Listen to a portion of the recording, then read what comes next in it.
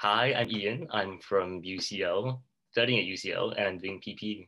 Let's Shall do we that start again. That was such a mess. Hang on, this is going wonderfully.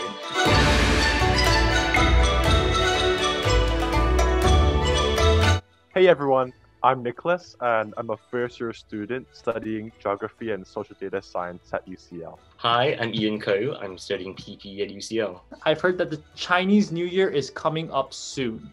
What is Chinese New Year and how is it different from the normal New Year? Well, it's New Year, except that it's about a month late because it follows the Chinese calendar.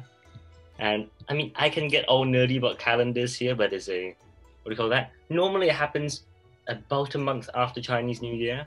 I think one of the biggest differences is that it's actually based on the lunar calendar. It just becomes a cultural festival, I suppose. Like, it's Chinese celebrating the start of a new year. And the thing is, China's New Year is actually quite misleading because it's celebrated across many places by many different people. So essentially, I would put it simply, it's a festival for renewal. It's essentially a way to basically not just look back on the old year, but reestablish connection. It's introspection, but on a much larger scale. And for many people, it's something that brings the community together. I've heard that there's this Zodiac system that changes on a year-to-year basis. How does that work and what's going on? Each year has an animal, and there are 12 animals. When I was a kid, so I was taught the story about, I think way back in Chinese history, there was the king of China want to kind of have a race to see who was like the king of the animals or something like that. And basically there were 12 different animals in the competition, the Zodiac animals, so like the rat, ox, etc. And they had to basically race across the river, and whoever got there first, in order of who got there, would kind of be assigned the different Zodiac animals. Now, actually, originally there was a cat, and that was like one of the extra ones. But the 12 animals that made it across the river were then named the Zodiac animals. And the cat it basically got betrayed by the rat, so it ended up dying. So I think last year was the year of the rat, this year's the year of the ox. And you always kind of know what the Zodiac of the year is, because if you look at Malaysia and Singapore, and I'm not sure if other broadcasting companies around the world do this. So in Malaysia and Singapore, the broadcasting companies every year release a new Chinese New Year song. So and every year it's usually themed. So this year, it's the year of the cow or the ox, because I think one of the Malaysian channels released 今年全靠你, and because cow in Chinese, well, in English sounds like cow. So it's the year of the ox. So yeah. And I mean, that's the simplified version. It's basically the fact that each of those animals represent specific characteristics of a person, right? The personalities are based on superstition, and from there, we use that to kind of predict our fortunes, to give us a bit of insight, and just for a bit of fun, to be honest. The idea is each year there's an animal, and each year there's an element. So I think this year is meant to be the year of golden ox. Well, hopefully it's golden ox. We all could do with a bit more money this year, let's be honest. And I know I was born in the year of Earth Rabbit. That was a long time ago. Well, not that long ago in the grand scheme of things. So I don't know. It's supposed to mean something for your horoscope, and so every year the different element means something different will happen to you. I don't know how it works. It's just quite a bit of fun, checking your horoscope to see, you will have great luck this year. And it's fun to look at. So for you, what do you think is the best part about Chinese New Year?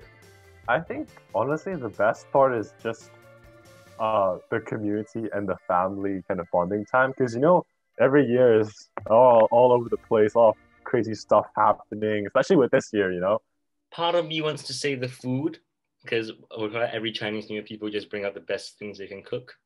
So my grandma does this lovely bamboo thing. So people say that cooking turkey at Christmas is difficult, and I'm like, my grandma cooks bamboo shoots for weeks, so you don't really get a chance to complain. When you get actual bamboo, it's really, really hard. So it takes weeks for you to cook it, boil it, soften it, before you can actually start cooking it in soup. The best part of Chinese is just sitting down with the family, just talking, ranting, wishing each other well. it's a good way to reset, especially, and that kind of helps bring you a sense of stability, kind of prepares you for the upcoming year ahead as well. Now, that was the best part. Is there a worst part? And if there is, what is the worst part of Chinese New Year? I can't say visiting relatives because that's a good part of Chinese New Year. But the problem is when you say hi, oh, how are you doing? How is everyone doing? How is your life? Blah blah blah. And then after everyone's eaten and it's just done, then it just drags, and you're just stuck in a room of people. You've exhausted all the conversation topics. You're sitting there staring at each other, and you're like, okay, this is awkward. There's not a bad part per se. I think the hardest thing though would be when you're greeting your extended family or your grandparents and your grandparents. And these guys, like, they've lived for so long, they've heard plenty of Chinese New Year phrases like 新年快乐, 恭喜发财, and all those things. They've heard it too many times. And each year the struggle is, how do I think of a new way to greet them and bless them, essentially? Because after a few years, you've used up all the good ones. Can you give us a few good phrases that you like to use? 龙马精神 is basically like the kind of energy and the vitality of dragon and horse. It is appropriate because I was born in the year of a horse as well. So, there's that, all of other ones which I can't think of at the moment. What's the most common food that you would usually eat during Chinese New Year? I was talking about what my grandma does, which is bamboo shoots. She spends about 1-2 weeks just cooking bamboos, and we have it. So the idea is bamboo in Chinese is called sun. Or at least that's how we pronounce it in that dialect. So, and it sounds like sun, which means everything is smooth. So it sounds good and it tastes good. So I'm guessing each family will have their own kind of food that they eat. For my family, we actually like eating rice cakes a lot and a lot of dumplings. So those two are always on the plate. I think I've had them, 6 years in a row now. Everyone usually gets hot pot. I think it's the idea the hot pot is circular. So like everyone gathers in a circle. In Chinese, it's 团圆, which just means gather together or reunion. But because it has the word yuan in it, which means circle, so it's literally gather in a circle. I think the best part about those foods is that they can be made together. So what happens normally, you come down to the family house, and you just sit down, you all like make dumplings together. There's like some nice Chinese music playing in the background, everyone's talking. It's a very good time. And I think that's honestly the reason, I guess, why it's such a popular thing. It's both family bonding and also just one of the best foods I've ever had, and I will have. I realize a lot of Chinese things are just, it sounds like it, therefore we will do it. Personally, I actually don't like hot pot. So, yeah. Every family celebrates Chinese New Year a little bit differently, right? Lead me through the process during the days of Chinese New Year and maybe the days leading up to Chinese New Year. What does your family do? What are the usual celebrations that happen? When it comes to Chinese New Year, we start off within the family. We put decorations together. You kind of take out the red packets, prepare them. Decide how much money you're gonna give each person. Okay, what are red packets? Okay. So traditionally, like, the red packet is, it's a way for both generations to kind of bless each other apart from through words. So I think there is often a significant a value attached to the number. You have reunion dinner on the night of Chinese New Year Eve. I mean, before that, of course, you do you do a bit of cleaning, you do a bit of decorating, stuff like that. And then, the most important thing, it starts on the eve of Chinese New Year. You go to my grandma's place, you have dinner. And then, we'll come home, turn on the TV, because there'll always be the countdown for Chinese New Year on television. The next morning, we'll go out to visit relatives, say hi. Basically go on like a world tour. We visit all our families and eat with them, talk with them, give them the red packets, etc. And that's kind of how we celebrate it. The second day, do more visiting. And then by the third day, normally you're done with it, so you just go, and even if it's a holiday, you don't do any visiting just because you need to relax from having met so many relatives over the past 2 days? For you, what does Chinese New Year mean?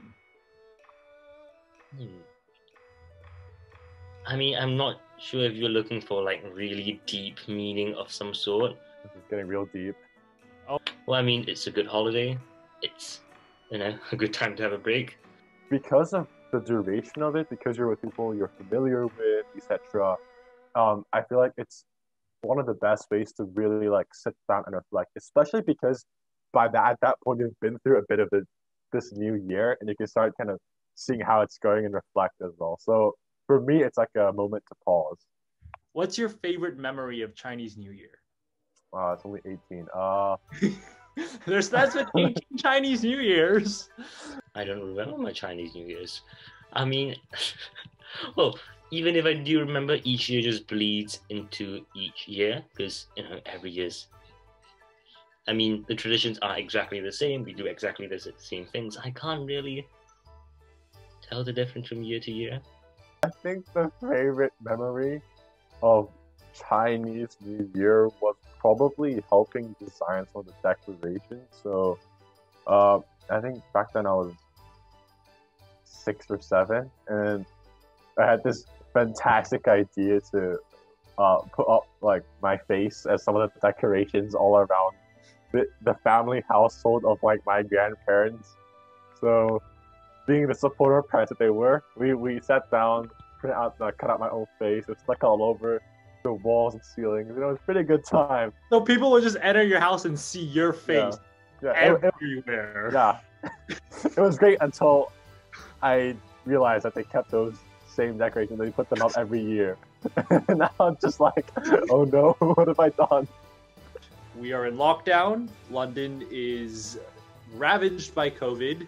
What are you going to do to celebrate Chinese New Year this year, and how is it going to be different from what you've done in the past? First of all, I'm in London, which is a first for me. I'm not usually in London.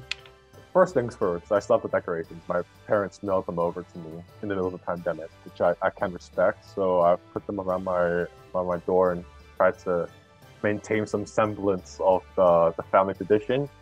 And second of all, the good thing, I suppose, which has helped in my favor, is that there is COVID-19. So it means in Singapore, everyone can't gather in big groups anyway. So there's a lot of opportunity for me to just come in, everyone will be on Zoom, and it kind of levels the playing field for me because everyone is on Zoom anyway.